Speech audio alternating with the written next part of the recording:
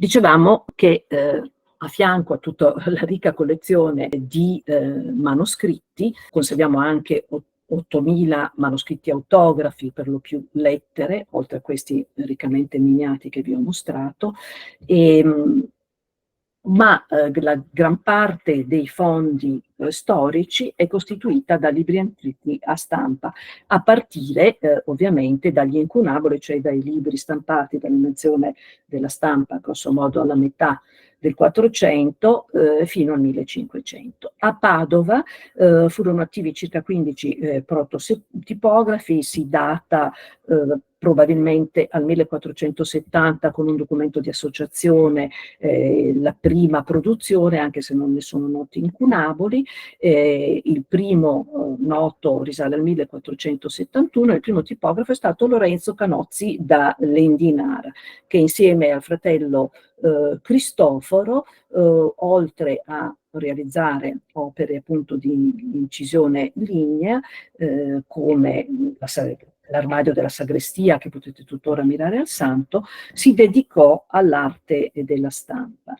È stato identificato appunto come stampatore del Meso, e cioè delle opere mediche del Meso, il primo libro stampato a Padova nel 1471 da Ridolfi. Ma la prima opera sottoscritta nel 1472 fa parte di questo corpus, la serie delle opere di Aristotele, sostanzialmente il corpus degli scritti aristotelici, esclusi i morali e i logici, col commento di Averroè, che sono unitari anche dal punto di vista formale, sono tutti degli in folio, quindi dei volumi molto grandi, finanziati dal nobile vicentino Giovan Filippo Aureliane.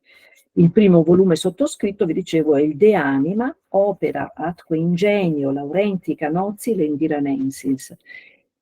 Con il De Anima cambia i caratteri, inizia a usare caratteri di ispirazione gotica che non aveva usato nella stampa delle opere del Mesue. Abbiamo la fisica, il BP 1499, con decorazioni a tralci sfogliati in vari colori, bottoni d'oro, girali filigranati. I ritratti che vedete nelle iniziali sono su fondo chiaro, striato, con delle piccole nuvole che spero riusciate a percepire, che hanno fatto pensare all'influenza addirittura dei ritratti di Piero della Francesca, pensando a Sigismondo Malatesta. Ecco, qui ve lo faccio vedere, due dei ritratti visti più da vicino. Ancora un incunabolo molto presente che appartiene agli incunaboli d'uso,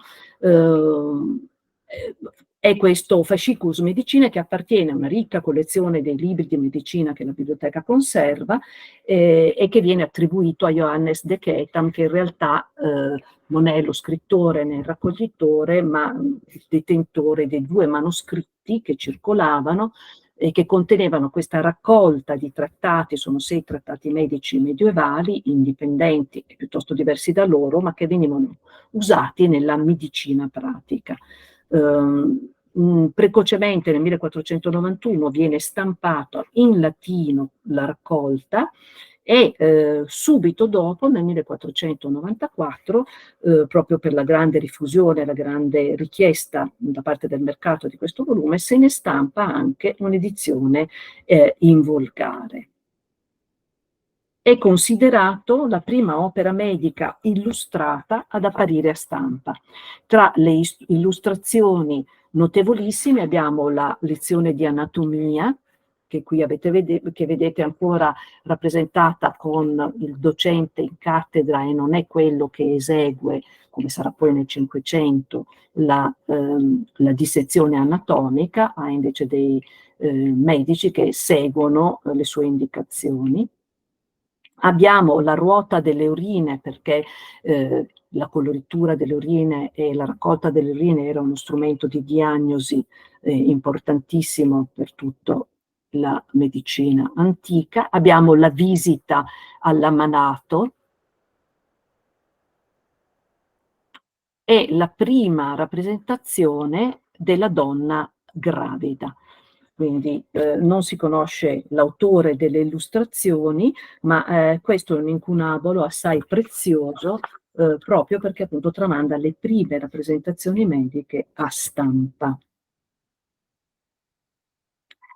Restando nell'ambito degli incunaboli, un preziosissimo incunabolo è questa edizione bresciana, stampata nel 1487 da Bonino Bonolini. È un volume di grande formato, un infolio, ornata di ben 68 illustrazioni a piena pagina, sono tutte xilografie racchiuse in ricche cornici anch'esse xilografate, quindi un testo di grande valore perché la impressione delle stampe richiedeva dei passaggi successivi sotto il torchio, distinti dalle impressioni necessarie per imprimere il testo sulla stampa, e quindi questo moltiplicava anche i costi di produzione del terzo.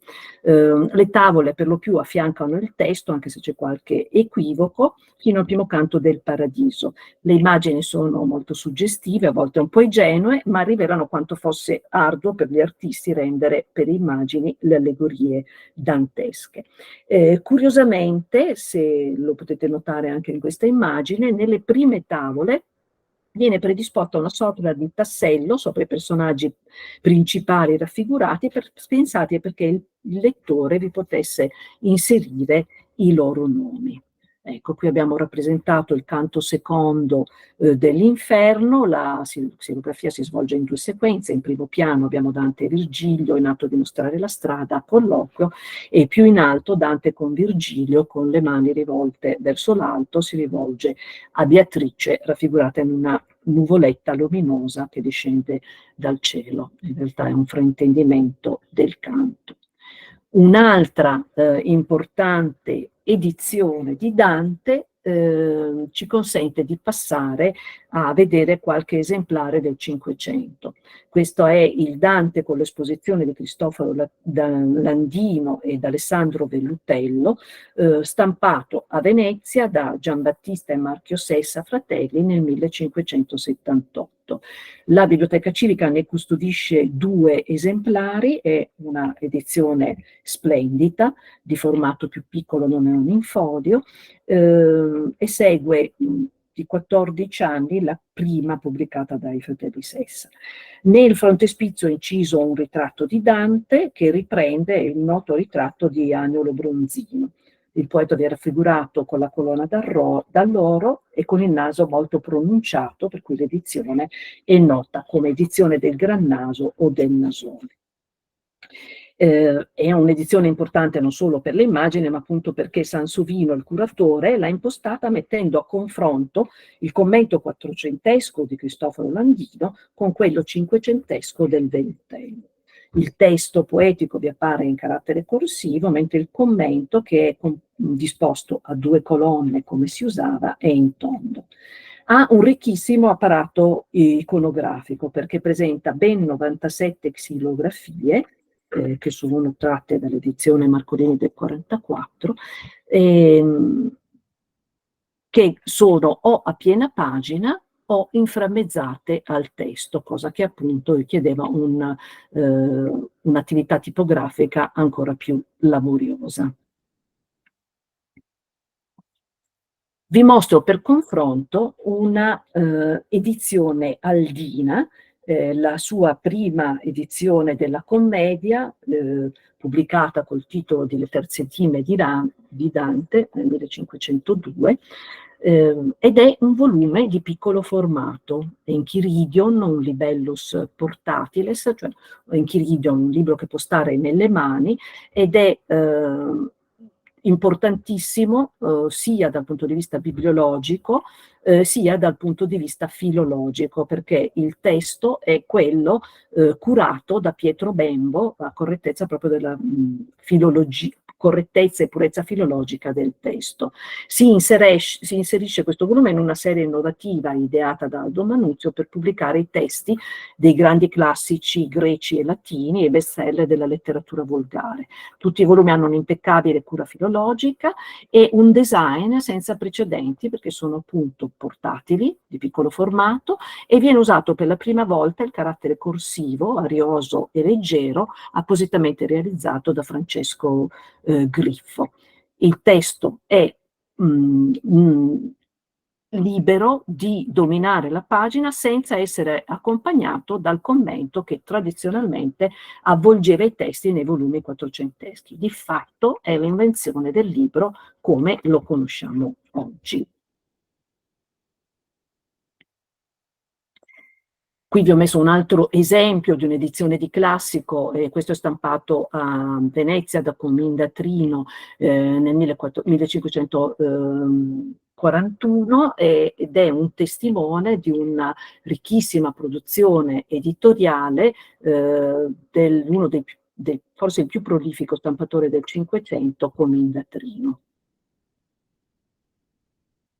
Un altro importantissimo volume che conserviamo è ancora una cinquecentina, il De Arte Ginnastica, pubblicato a Venezia da Giunta, un altro campione dell'editoria cinquecentesca veneziana, ehm, opera di Girolamo Mercuriale. È una famosissima cinquecentina arricchita di 26 xilografie. L'autore è stato professore di medicina nello studio di Padova per alcuni anni, proprio in conseguenza della fama che quest'opera gli procurò. È considerato il fondatore della ginnastica moderna, della fisioterapia e della medicina sportiva. Le sue opere sono ricche di riferimenti eruditi ricavati dalla cultura medica, scientifica, ma anche letteraria classica, araba ed ebraica, che riesce ad armonizzare presentando in modo coerente con l'ortodossia medica del suo tempo. Ehm, Pensate che fu chiamato da Massimiliano II a Vienna per un consulto. Ecco, l'opera appunto è di tipo enciclopedico, dove si parla della ginnastica, dell'esercizio fisico come mezzi per ristabilire e conservare la salute e l'integrità del corpo, ma si parla anche di esercizi non praticati nelle palestre che vengono però considerati importanti per la ginnastica medica e che anche perché un buono stato di salute ovviamente può corroborare e aiutare a raggiungere una ferrea integrità morale. In questa categoria rientra per esempio il passeggio, la coibizione del respiro, che qui vedete raffigurata, una sorta di fisiopatologia del respiro che in qualche modo viene praticata anche in tempi recenti, e si parla anche della vociferazione e del riso. Ancora un esemplare, siamo sulla fine del Cinquecento, ma un libro preziosissimo e probabilmente anche molto noto, ma non c'è la possibilità di vederlo da vicino molto spesso, è il Diversarum Nationum Habitus stampato, opera di Bertelli, stampato a Padova da Alciati e Bertelli. È il nostro BP 1506. La prima edizione del volume è del 1589, ne seguirono poi numerose altre, proprio perché l'opera ebbe un grande successo editoriale.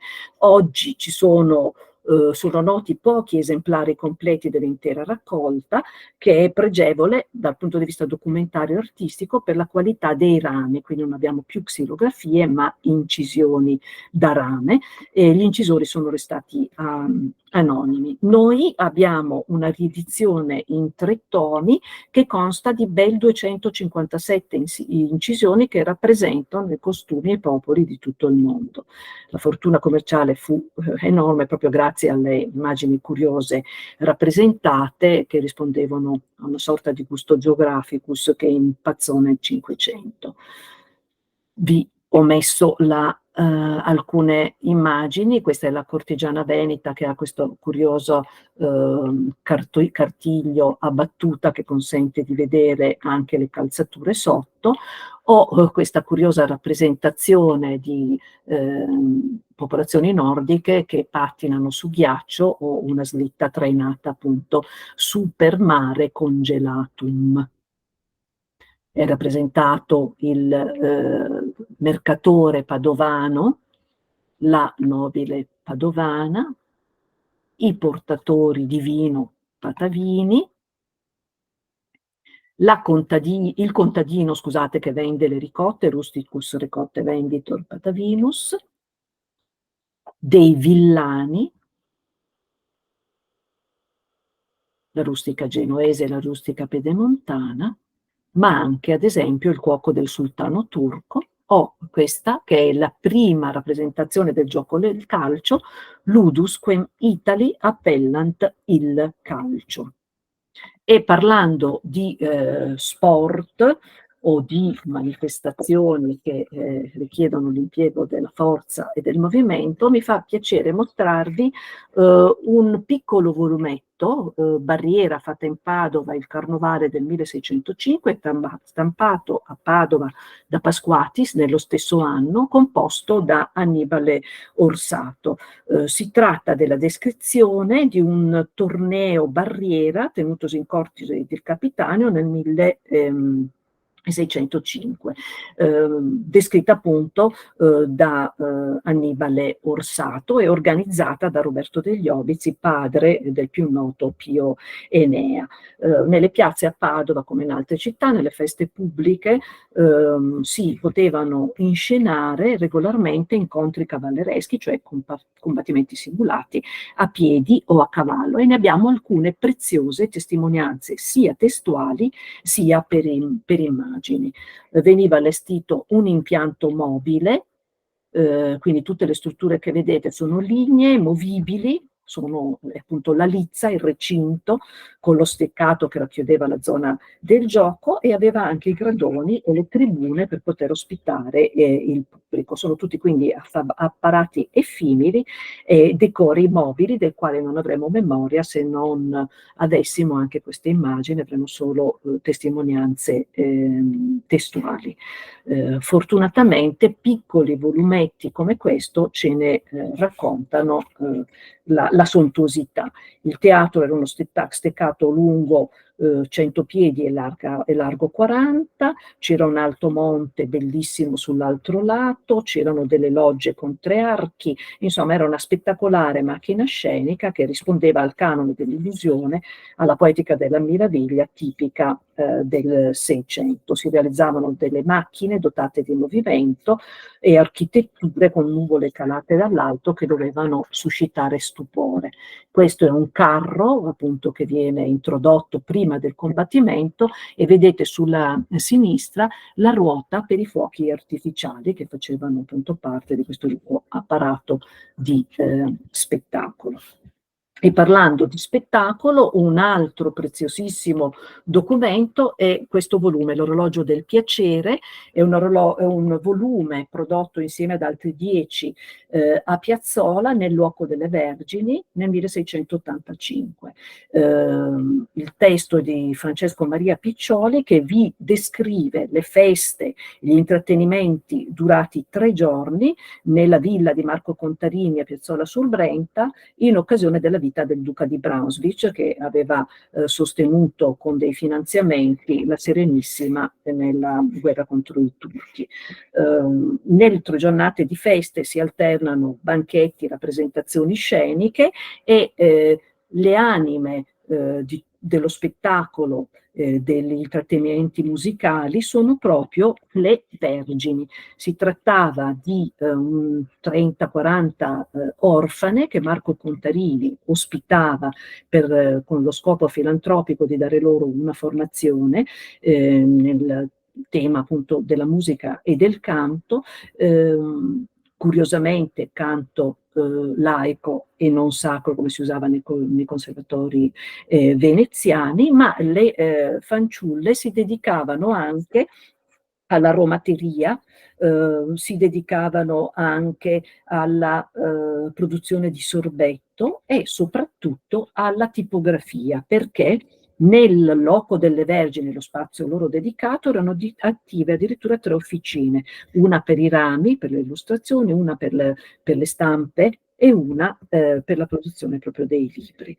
Quindi erano veramente molto laboriose e ci hanno lasciato queste preziose testimonianze. Questo è un banchetto nella sala della chitarra, riccamente decorata con credenze, argenteria, preziosi bicchieri di chitarra, di cristallo, scusatemi, del più apprezzato lavoro, che qui potete vedere, tutte manifestazioni ovviamente dello status, E terminato il convitto nel consumo di portate di ogni genere di cibi grassi, furono di nuovo imbandite le mense con trionfi, raffretti, portate di ogni sorta di vivande. È anche interessante per la storia del cibo. Ecco, qui vedete le fanciulle del Loco delle Vergini che suonano e cantano, altre scendono con questa macchina scenica che discende dall'alto, altre ancora cantano strumenti a fiato a corda su tutti i lati. Animano anche le naumachie che si tengono all'interno appunto delle acque della villa, realizzando loro queste strutture, macchine sceniche e animandole. Tutte le incisioni che state vedendo sono state prodotte all'interno del Loco delle Vergini dalle fanciulle. Il merito acclamato e una delle rappresentazioni che vengono date è appunto, si dice, nel tempo che Sua Altezza cena, comparisce un carro trionfale tirato da 6 cavalli, tutte al pari, adornati di stucchi dorati e specchi, sopra del quale vi sono 34 figlie, sono appunto le fanciulle, che con l'armonia dei loro strumenti cantano la seguente poesia, eccetera. E qui vi faccio vedere il carro che arriva trainato e qui abbiamo il duca che banchetta, appunto. Spostandoci un po' più avanti, ci spostiamo cronologicamente nel Settecento e vi mostro alcuni importanti album di incisioni. Il Settecento è stato considerato, definito il secolo del rame, il materiale su cui appunto si incideva il disegno da impostare e stampare poi sulla carta, per lo straordinario incremento che ha avuto la produzione delle stampe, grazie anche a un perfezionamento della tecnica d'acquaforte e al bulino per trasportare il disegno sulla matrice di rame, e grazie anche alla capacità imprenditoriale degli editori che scelsero di produrre e di mettere in commercio libri riccamente illustrati. Qui vi mostro un album molto raro e realizzato da Domenico Rossetti, che amministrava la proprietà di Antonio Barbarigo, è pubblicato a Verona e rappresenta con grande formato tutta la complesso architettonico di Villa Barbarigo a Val San Zibio. La villa è stata realizzata da Luigi Bernino, fratello del più noto Gian Lorenzo Bernini, che appunto vi attua il progetto simbolico ispirato da Gregorio Barbarigo, cardinale e futuro santo, il cammino dell'uomo verso la propria salvazione. Nel giardino che avrete senz'altro visitato, vi parlano giochi d'acqua, fontane, che sono qui rappresentate appunto con delle grandissime, bellissime incisioni a bulino. Di questo volume sono pervenuti pochissimi esemplari con un numero diverso di tavole incise, e l'esemplare della biblioteca civica è è uno dei più completi. Ancora nel filone delle riproduzioni di architettura rientrano altre 2 celebri raccolte che ritraggono le ville lungo la riviera del Brenta, realizzate la prima da Vincenzo Coronelli e la seconda da Gianfrancesco Costa. La Brenta del Coronelli del 1708 raccoglie 130 tavole senza testo. Non sono di grande qualità, ma si tratta della prima raffigurazione di gran parte dei palazzi e delle ville lungo la Brenta, che poi sono stati modificati, per cui l'opera ha un grandissimo valore documentale. Vi mostro qui qualche immagine in realtà della città dalla quale si parte per il percorso lungo il Brenta, e anche qui ci sono delle preziose rappresentazioni, oltre che dei monumenti, anche del Burchiello, la imbarcazione sulla quale lussuosa si viaggiava, e quella più semplice che viaggia verso lungo il Brenta. Sono anche rappresentate il meccanismo delle chiuse che appunto consentiva la navigazione lungo la Brenta. Più raffinate e di migliore esecuzione sono le 140 acquaforti che appartengono a pieno titolo all'incisione vedutistica veneta di ispirazione canalettiana, rappresentate appunto da Gianfrancesco Costa, delle delizie del fronte del fiume Brenta, espresse nei palazzi e casini situati sulle 2 sponde, eccetera. Quindi anche questo è un album preziosissimo, di grandissimo formato, dove potete percepire la migliore qualità della resa chiaroscurale, il tentativo anche di dare un'ambientazione meteorologica, e il burchiello ci accompagna lungo tutto il percorso. Qui abbiamo la rappresentazione del portello,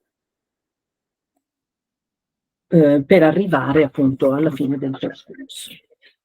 In realtà, vi ho fatto vedere appunto qualche esemplare, ma nel '700, a Venezia si ha proprio un grande exploit, del mercato editoriale con opere riccamente illustrate. Questo è possibile grazie ad illuminati editori che rendono possibile, con grandi investimenti, la produzione di veri capolavori come Giambattista Albrizzi, che produce dei raffinati prodotti di lusso, che vende anche all'estero, grazie alla sua consuetudine con parecchi stati stranieri. Albrizzi era non solo un uomo colto, ma anche un grande viaggiatore, un raccoglitore di opere d'arte, amico di Piazzetta, che coinvolse appunto nelle sue opere editoriali. Orientò alla cultura geografica molte delle sue produzioni, come questa opera che vi presento, Lo Stato presente di tutti i paesi del mondo. Viene dato alle stampe fra il 1731 e il 1766. Si tratta appunto di una ponderosa enciclopedia geografica di Thomas Salmon in 26 volumi, per i quali Albrizzi sceglie un formato molto piccolo, maneggevole per opportunità produttiva e distributiva, ma lo correda di un numero altissimo di illustrazioni. Abbiamo oltre 600 immagini di tutto il mondo. Ci sono raffigurazioni inusuali di continenti, immagini dei monumenti e dei siti più significativi del mondo conosciuto, ma anche la descrizione delle consuetudini delle feste religiose e civili e anche delle peculiarità della fauna e della flora descritte. Crea un patronage significativo ponendo ognuno dei 26 volumi sotto la protezione di un potente che ne potesse favorire ovviamente la circolazione, come si usava per le opere importanti all'epoca. Il corredo iconografico include carte geografiche stilate da Brian Delis, uno dei maggiori cartografi. Ogni volume ha un'illustrazione e in alcuni casi appunto l'illustrazione è stata ideata e descritta, come quella che vi mostro, da Giambattista Piazzetta, e sono stati anche, ecco questa di Portogallo, individuati, per esempio il disegno preparatorio di questo si conserva agli Uffizi. Thomas Salmon sosteneva, Albrizzi sostiene che chi comprerà l'opera di Salmon avrà il primo libro di viaggi che si sia proposto per iscopo la verità e non la meraviglia, anche se alla meraviglia punta rappresentando anche gli animali particolari come la zebra, o rappresentando una beccaria di carne umana, delle aree in cui il cannibalismo ancora era praticato, o serpenti mostruosi, o addirittura una plica polonica.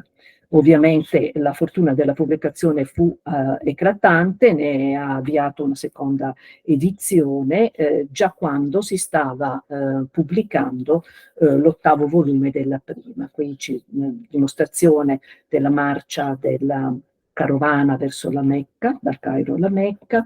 Qui ancora una rappresentazione di come venivano bruciati i condannati dall'Inquisizione. E qui una predicazione dei quattro. Non mancano, vi dicevo, carte geografiche. Questa è una delle prime rappresentazioni della città di Padova a volo d'uccello, quindi con un punto di vista molto rialzato, che la fa vedere tutta racchiusa entro la cerchia delle mura cinquecentesche. Albrizzi diceva: chi avrà quest'opera avrà nello stesso tempo un copioso e perfetto atlante geografico del mondo intero. Uno dei capolavori di questa felice età produttiva veneziana del Settecento, del libro illustrato lussuoso, è la Gerusalemme liberata di Torquato Tasso, tutta illustrata con incisione tratti da disegni di Piazzetta, stampata appunto dall'Albrizzi nel 1745. È un bellissimo, oh, scusate, qui ho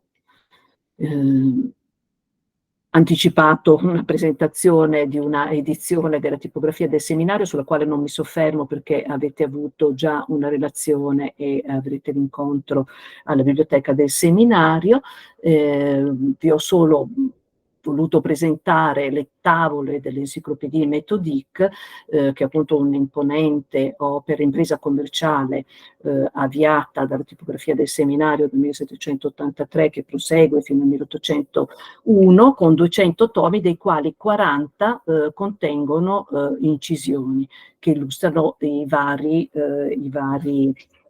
materie trattate.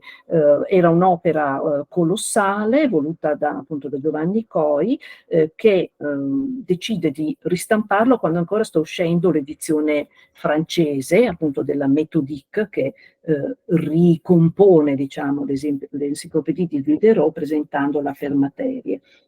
E Coi decide di partire con questa grandiosa impresa editoriale in concorrenza quasi con l'edizione francese, perché nel manifesto di sottoscrizione dice ai futuri abbonati che avrebbe fatto con l'edizione padovana un formato migliore, una carta migliore, caratteri più grandi e leggibili e con un prezzo inferiore. Ecco, mantiene però la lingua francese perché vuole ovviamente distribuirlo non solo in Italia. Vi mostro solo alcune immagini. Ecco, scusatemi, questa è ancora la Gerusalemme liberata del 1745, avevo spostato erroneamente l'immagine.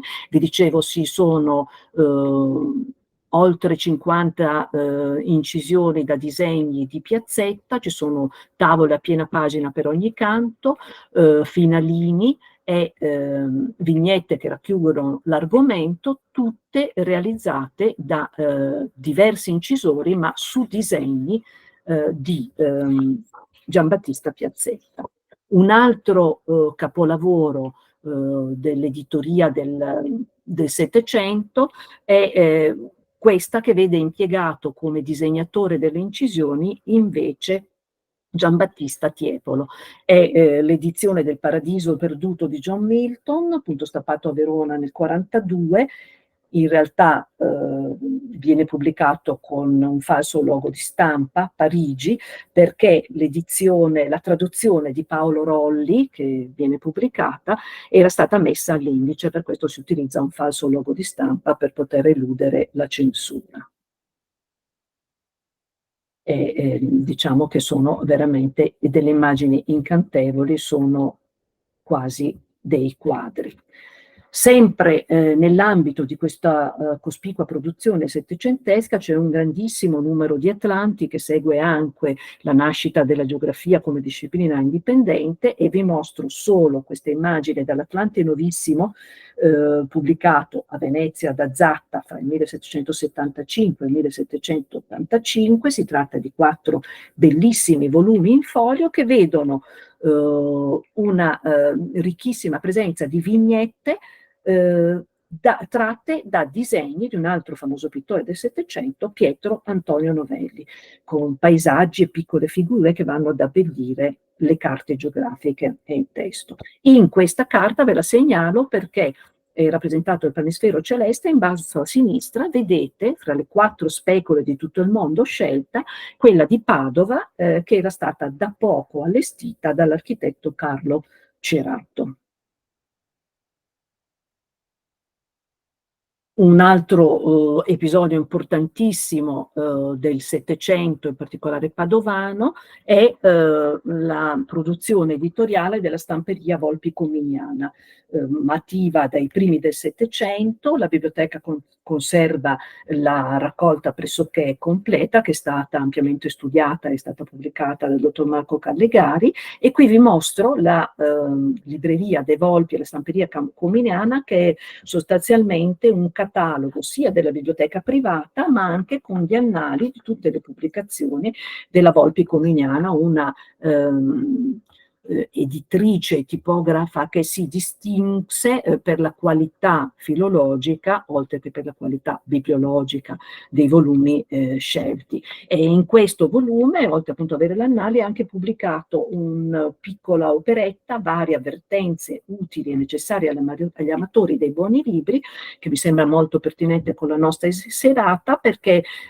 si spiega al lettore si illustra il mondo della tipografia, delle librerie, delle biblioteche dell'epoca, ma si pone l'accento sull'importanza di ogni volume, non solo per la sua qualità estetica o per mero collezionismo, ma perché è importante testimone e tramandatore del sapere umano. Poi ho deciso di mostrarvi dell'Ottocento questa piccolissima chicca per bibliofili. Si tratta della pubblicazione ad opera della tipografia Selmin nel 1897 di un libro Mignon, la lettera di Galileo Galilei a Madama Cristina di Lorena. In realtà vengono utilizzati dei piccoli caratteri chiamati a occhio di mosca della misura di 16 mm per 12 mm che l'editore aveva utilizzato anche per la stampa di un'edizione di Dante nel 1878, possediamo anche quella, che fu una delle meraviglie presentate all'Esposizione Universale di Parigi.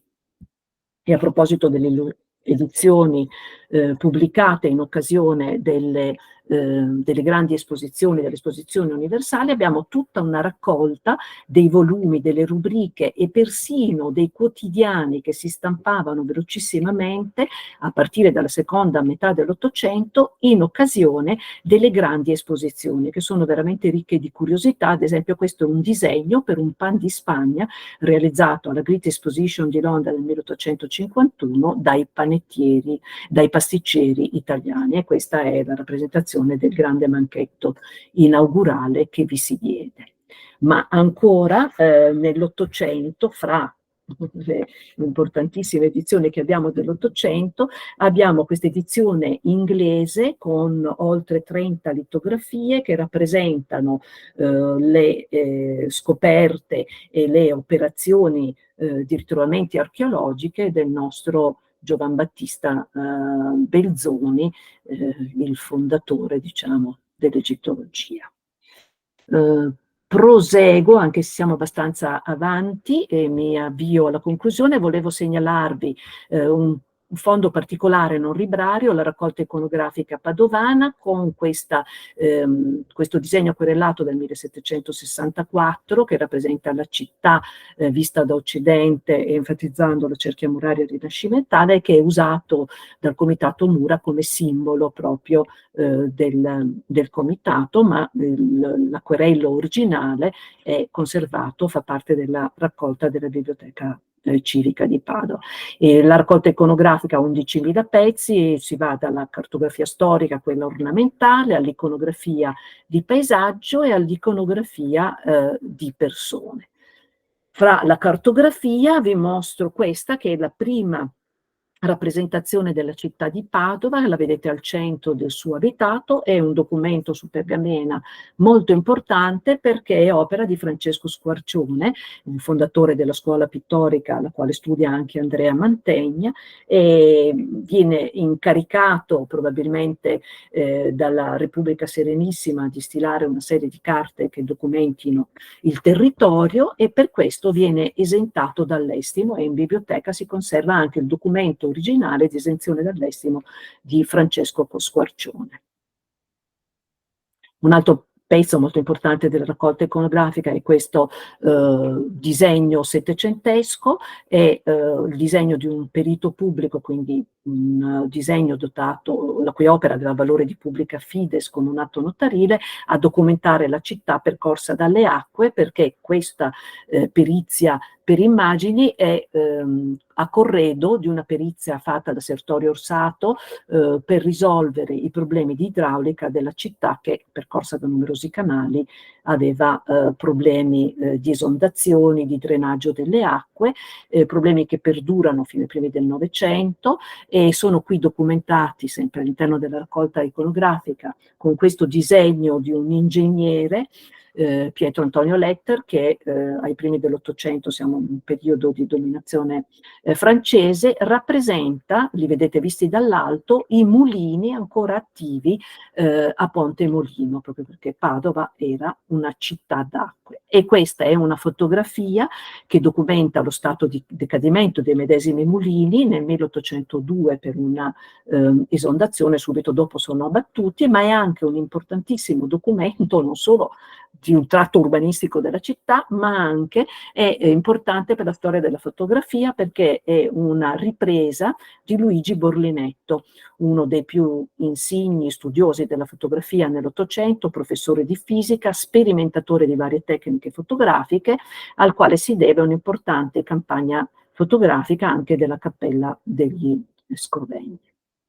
Ancora all'interno della raccolta ci sono degli importantissimi acquerelli di Marino Urbani, un vedutista della prima metà dell'Ottocento, che pur non essendo di una eccellente qualità dal punto di vista storico-artistico, documentano però, in un periodo in cui ancora non c'era la fotografia per immagini, pezzi della città scomparsi, come la chiesa di Sant'Agostino, che qui vedete rappresentata in tutta la sua monumentale imponenza, che viene distrutta ai primi dell'Ottocento a seguito delle soppressioni napoleoniche, e che era però un mausoleo così importante per la città che Petrarca nel testamento lasciò detto che se fosse morto a Padova avrebbe voluto essere sepolto proprio a Sant'Agostino. Ancora all'interno della raccolta abbiamo il corpus completo dei disegni di Carlo Cerato e della sua scuola, e qui vi ho messo il progetto appunto di trasformazione della vecchia torre del castello in specora, tutti disegni autografi. Un'altra curiosità, questa è una litografia che fa parte di una raccolta di immagini di città prese dall'alto e pubblicate da Alfredo Edon. La sua particolarità è che le città sono ritratte da un pallone aerostatico, quindi per la prima volta è una rappresentazione della città presa così dall'alto, ma ad vivum, non proiettata con una proiezione ideale da punti alti, ma vista dall'alto di un pallone aerostatico, quindi c'è anche questa curiosità, diciamo, delle modalità di raffigurazione. Vi dicevo che all'interno della raccolta ovviamente la città è rappresentata anche attraverso le persone che le hanno dato gloria, quindi abbiamo numerose incisioni e ritratti di personaggi importanti, da Galileo Galilei alla prima donna laureata alla Cornaro Piscopia, allo scopritore, avventuriero, egittologo, nonché circense Belzoni, ma anche sono rappresentate con queste cartoline figure così colorite come la macchietta giornalistica, o abbiamo documentati per fotografie interventi di conservazione dei monumenti come quello che si fece con la rimozione della statua del Gattamelata durante la Prima Guerra Mondiale. E queste fotografie ci sono state consegnate dall'ufficio propaganda dell'esercito a conclusione della guerra e purtroppo testimoniano anche momenti dolorosi come i bombardamenti, come questa bellissima e tragica immagine. E volevo chiudere con un'immagine di un archivio per la lotta femminista per il salario del lavoro domestico, che uno non si aspetterebbe di trovare nella nostra biblioteca, e che documenta i movimenti femministi degli anni 70 e che è abbastanza attuale, visto che ci stiamo avvicinando alla giornata della donna, l'8 marzo. E vi ringrazio per la pazienza proprio perché ho sforato. Ringrazio tutti per la serata e per la vostra partecipazione. Buonasera a tutti. Arrivederci. Buonasera e grazie. Arrivederci. Arrivederci.